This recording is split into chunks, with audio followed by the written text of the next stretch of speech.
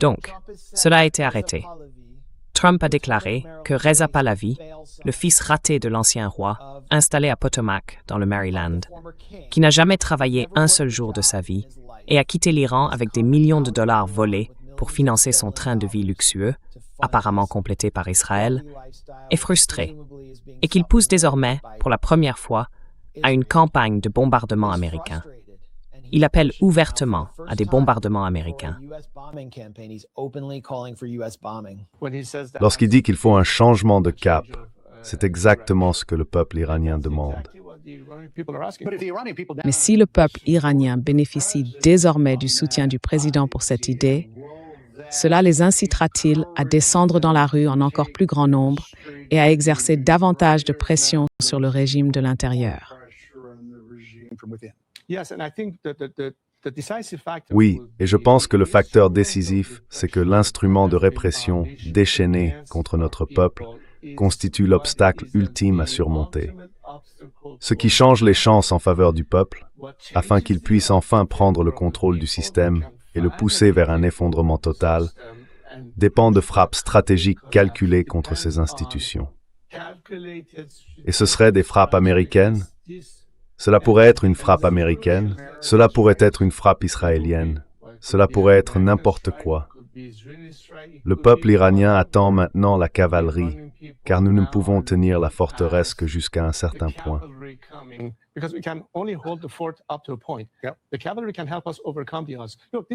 La cavalerie peut nous aider à renverser la situation. C'est un régime tellement désespéré qu'il doit importer des éléments du Liban, d'Afghanistan, d'Irak, comme instrument de répression, parce qu'il n'a plus assez de ses propres gens pour faire le sale travail contre eux. Voilà ce qui est en jeu. Le régime iranien est aujourd'hui à bout de souffle. Il est au bord de l'effondrement et tentera par tous les moyens possibles de survivre. C'est pourquoi une frappe décisive renverserait complètement la situation en faveur de la nation et de son peuple sans défense. C'est ce dont nous avons besoin en termes de véritable soutien. Alors que frappe-t-on?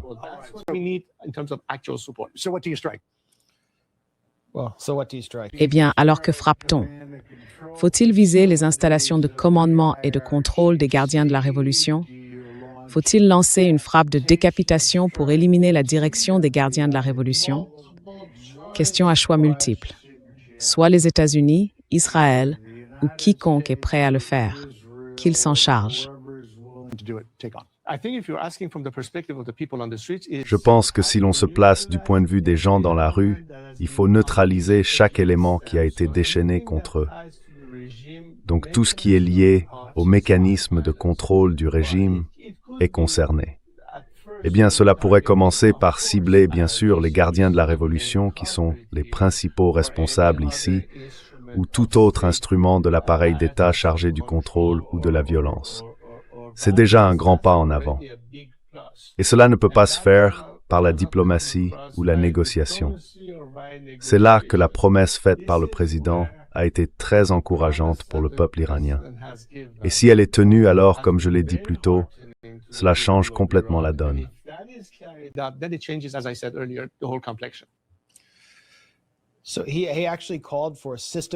Il a donc réellement appelé à un effondrement systématique de l'Iran, provoqué par des frappes aériennes. Il a qualifié l'armée américaine de cavalerie et a dit « Nous ne pouvons pas le faire seuls », ce qui signifie qu'ils n'ont pas de soutien populaire. Il ment et affirme que l'Iran importe le Hezbollah et les unités de mobilisation populaire depuis l'Irak. J'ai vu cela sur des comptes monarchistes, et c'est complètement inventé. Il publie des photos prises en Irak en prétendant qu'elles viennent d'Iran. Ce sont les plus grands propagandistes et menteurs autour de son appareil de relations publiques.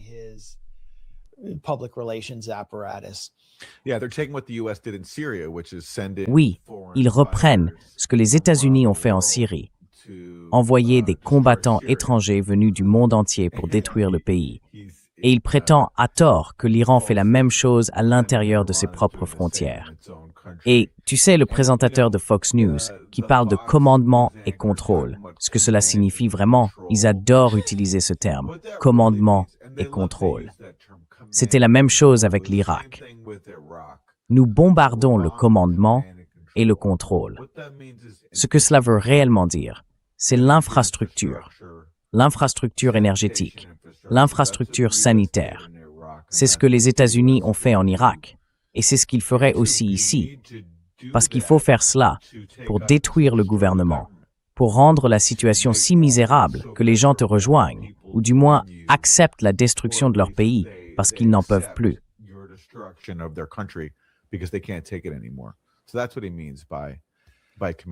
Voilà donc ce qu'il entend par commandement et contrôle.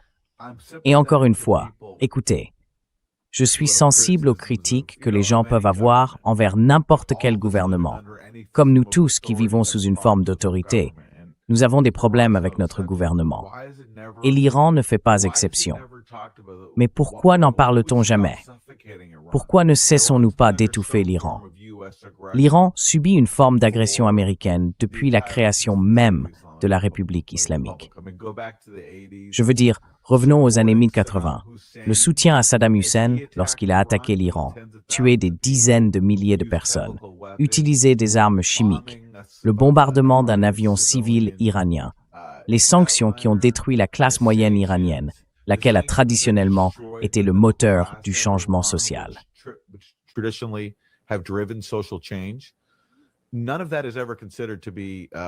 Rien de tout cela n'est jamais considéré comme une forme de coercition ou d'autoritarisme envers le peuple iranien, alors que c'est exactement ce que c'est. Ils n'ont pas voté pour être sanctionnés et voir leur économie détruite, ni pour être menacés de violence. Donc, si vous vous souciez réellement du changement à l'intérieur de l'Iran, pourquoi ne pas simplement les laisser tranquilles et leur permettre d'avoir une économie? Quand cela se produit, on voit effectivement les sociétés évoluer. Et je pense que c'est pour le mieux. Même en Iran, on a parfois observé des changements en réponse à la pression populaire. L'idée selon laquelle il s'agirait d'un État totalitaire, imperméable à la volonté du peuple, est fausse.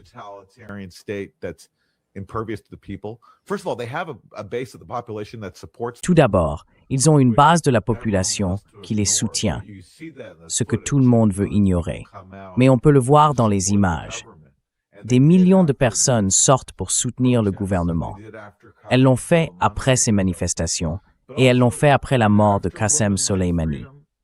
Mais aussi, après Femmes, Vie, Liberté, les décrets sur le port du hijab ne sont plus appliqués. Ce qui est un exemple de la manière dont le changement peut venir de l'intérieur. Et non seulement nous n'avons pas le droit de l'imposer de l'extérieur par des sanctions ou des menaces de bombardement, mais cela sape également la cause que nous prétendons défendre, les droits et les libertés des personnes, et tout ce qui s'y rattache.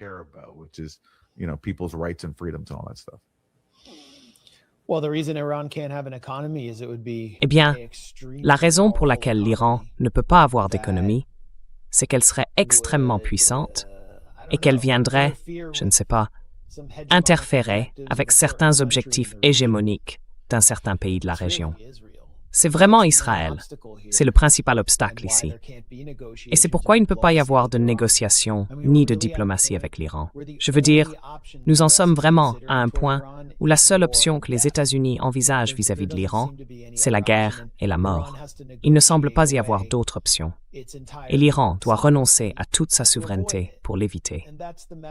C'est le message qui est envoyé ici aujourd'hui, lors de cette réunion du complexe industriel Gusano. Je veux dire, Reza Pahlavi, le prince clown de Potomac, dans le Maryland, rencontre Maria Corina Machado, qui était censée être la dirigeante du Venezuela, jusqu'à ce que le changement de régime n'ait pas eu lieu après l'enlèvement de Maduro.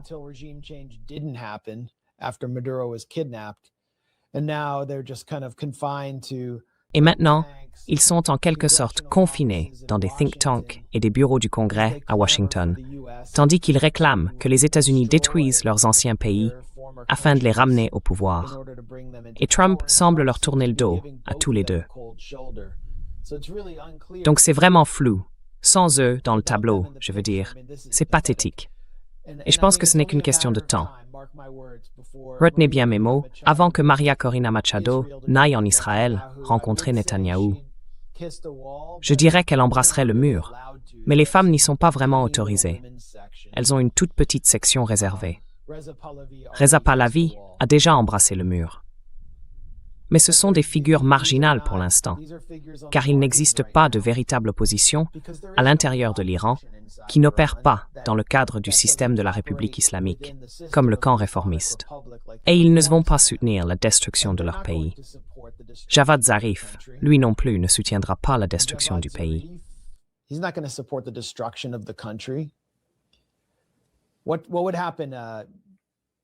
Que se passerait-il? Pahlavi et ses forces appellent à l'assassinat du dirigeant iranien, Khamenei. Que se passerait-il? Il serait remplacé. Que se passerait-il si les principaux commandants du CGRI étaient assassinés? Ils ont été remplacés en 8 heures par le dirigeant le 12 juin de l'année dernière.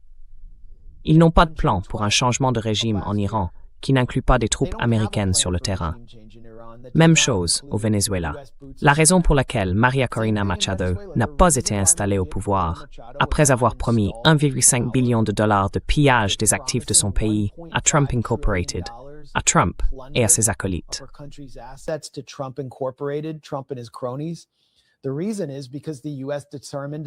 La raison en est que les États-Unis ont estimé que cela serait trop coûteux, qu'il faudrait une occupation américaine susceptible de déclencher une guerre civile et une crise migratoire pour déloger violemment le mouvement chaviste. Et comme Aaron l'a souligné, en Iran, la République islamique dispose d'une vaste base de soutien, tout comme le chavisme au Venezuela, malgré des années et des années de siège. Donc, ils ne peuvent pas le faire. Alors, que va faire Trump vis-à-vis de l'Iran? Je pense que le plan est le suivant. Israël veut simplement qu'ils fassent quelque chose, qu'ils intensifient et continuent d'intensifier.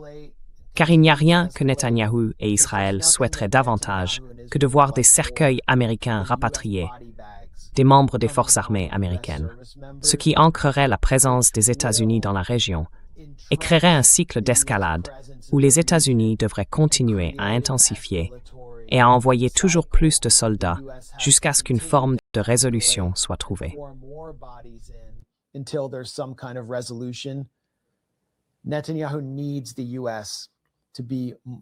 Netanyahou a besoin que les États-Unis s'impliquent davantage. Et que promet de faire l'Iran? Cette fois, selon le ministre des Affaires étrangères Araghchi, l'Iran utilisera toutes les armes dont il dispose et s'en prendra au point d'étranglement de l'économie mondiale, le détroit d'Ormuz par exemple. Et le monde souffrira financièrement de cette guerre de changement de régime israélienne psychotique. Alors, quelle est la prochaine étape? Quelle va être la prochaine décision de Trump? Je pense qu'il doit soit reculer, soit nous entraîner tous dans la catastrophe.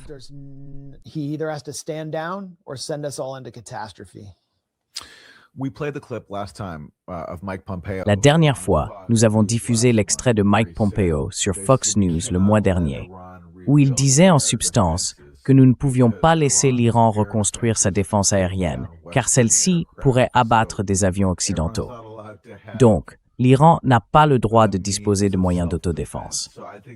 Je pense qu'au minimum, c'est cela que Trump et Israël vont viser. C'est ce qui a poussé Netanyahou à bombarder l'Iran la dernière fois, parce que l'Iran reconstruisait sa défense aérienne. Cette histoire de programme d'armes nucléaires était une pure invention. Donc au minimum, je pense qu'ils feront cela. Et je ne serais pas surpris que, comme ils l'ont fait en Irak avec Shakana, ils s'en prennent à davantage d'infrastructures civiles, comme ils l'ont aussi fait la dernière fois en juin lorsqu'ils ont touché des civils. Je soupçonne qu'il y aura encore de cela, car tout ce qu'ils peuvent faire, de leur point de vue, est de set at Star North, c'est rendre la vie de plus en plus impossible pour les gens ordinaires en Iran.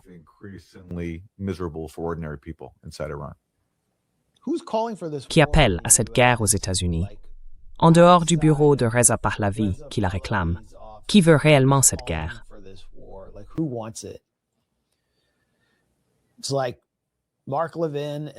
C'est comme Mark Levin et ce type. Le président envisagerait peut-être encore des options militaires. Il serait très difficile, je pense, pour lui de ne pas envisager une sorte d'action majeure contre l'Iran, étant donné qu'il avait tracé une ligne rouge. Le massacre de manifestants, l'Iran n'a pas seulement franchi cette ligne rouge, ils l'ont complètement dépassée, tirant sur des manifestants par dizaines de milliers, dans les rues peut-être. Selon le Wall Street Journal, le président Trump continue de presser ses conseillers pour obtenir ce qu'il appelle des options militaires décisives.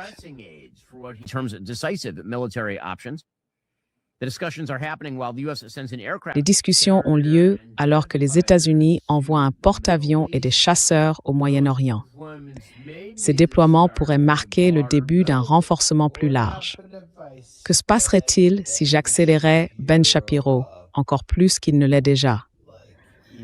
Cela donnerait au président Trump la puissance de feu nécessaire pour frapper l'Iran s'il choisissait de le faire. Une série d'options révisées est donc en cours d'élaboration pour le président, y compris certaines visant à pousser le régime hors du pouvoir. La grande question est de savoir jusqu'où l'on peut aller avec la seule puissance aérienne. D'accord, on a compris. C'est un mouchard de changement de régime, comme un rapporteur. Tu as dit que tu avais une ligne rouge et tu ne l'as pas appliquée, mentant à propos de dizaines de milliers de manifestants. Comment est-ce que cela constitue une ligne rouge? Il n'existe aucune politique américaine de ligne rouge en Iran. Ce serait comme une ligne rouge à la Samantha Power. Depuis quand America First se soucie-t-il de la répression des manifestations, sauf quand il s'agit de les réprimer aux États-Unis en tirant une balle dans le visage de femmes blanches libérales? Exact. Et ensuite dire genre, FAFO, elle était lesbienne, donc elle l'avait bien mérité. Et c'est aussi là que tous ceux qui sont tombés dans le piège de la tromperie sur les armes chimiques en Syrie, la fameuse ligne rouge d'Obama, entrent en jeu. Ils ont cru à la propagande selon laquelle la Syrie aurait commis ces attaques chimiques, malgré les preuves et malgré la logique la plus élémentaire. Je veux dire, pourquoi la Syrie ferait-elle la seule chose qui inviterait une intervention militaire américaine, qui déclencherait cette soi-disant ligne rouge? C'est ainsi qu'ils ont tous contribué à un agenda hégémonique bien au-delà de la Syrie. Parce que maintenant, ce que des gens comme Ben Shapiro font, c'est reprendre cette fameuse ligne rouge qu'Obama n'a pas fait respecter et essayer de dire à Trump, « Regarde, tu agis comme Obama ici. »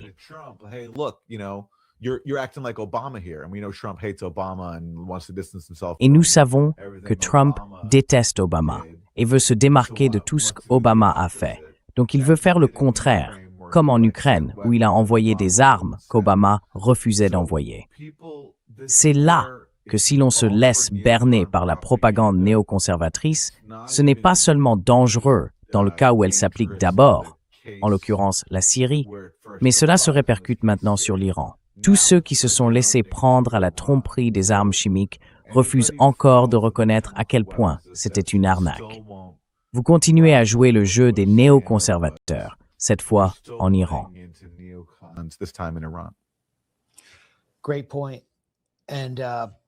Excellent point. Et Trump s'est déjà fait duper. Il est tombé dans leur piège en déclarant que de l'aide était en route pour les Iraniens et en lisant une déclaration préparée, les exhortant à prendre le contrôle de leurs institutions. C'est un peu comme la manière dont Obama est tombé entre les mains de la CIA et du MI6 en traçant la ligne rouge, en promettant une réponse, puis en réalisant, après s'être engagé à armer les soi-disant rebelles modérés en Syrie, qui étaient en réalité Al-Qaïda, que bombarder Damas et pousser au changement de régime n'était peut-être pas une si bonne idée. Il a ainsi créé, chez l'opposition armée, le sentiment qu'il suffisait de continuer à se battre et que les États-Unis finiraient par venir à leur secours. Tout comme un sentiment similaire a été créé chez les émeutiers iraniens, selon lequel Reza Pahlavi ou Mariam Rajavi, ou n'importe quel instrument soutenu par la CIA ou Israël, prendrait le pouvoir s'ils continuaient simplement à se révolter.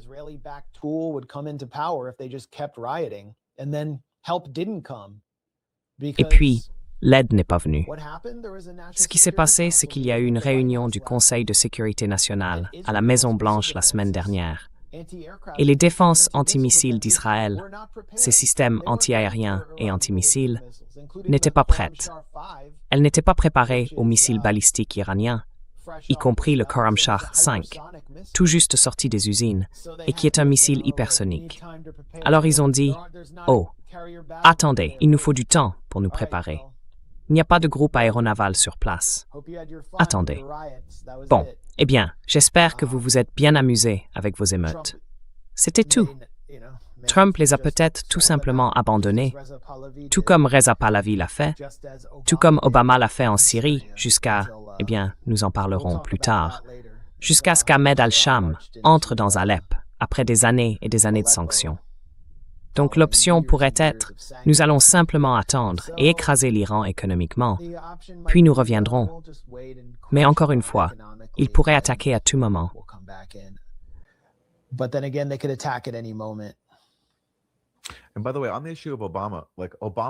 Et d'ailleurs, sur la question d'Obama, Obama est le président ces dernières années qui a le plus tenté la voie diplomatique avec l'Iran. Mais même alors, il n'a jamais complètement levé les sanctions qu'il avait promis de lever. Tout le principe de l'accord sur le nucléaire iranien reposait sur le fait qu'en échange de limites imposées à l'enrichissement iranien, Obama lèverait les sanctions. L'Iran a respecté sa part du marché, Obama non. Il n'a bien sûr jamais totalement levé ces sanctions. Puis Trump est arrivé et les a entièrement rétablies. Ainsi, même le président qui avait réellement tenté la diplomatie n'est jamais allé jusqu'au bout. Il n'a même pas agi de bonne foi.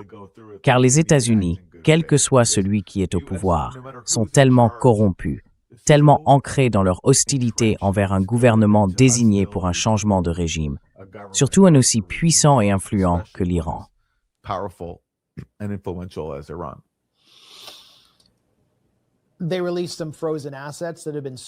Ils ont libéré certains avoirs gelés qui avaient été volés à l'Iran.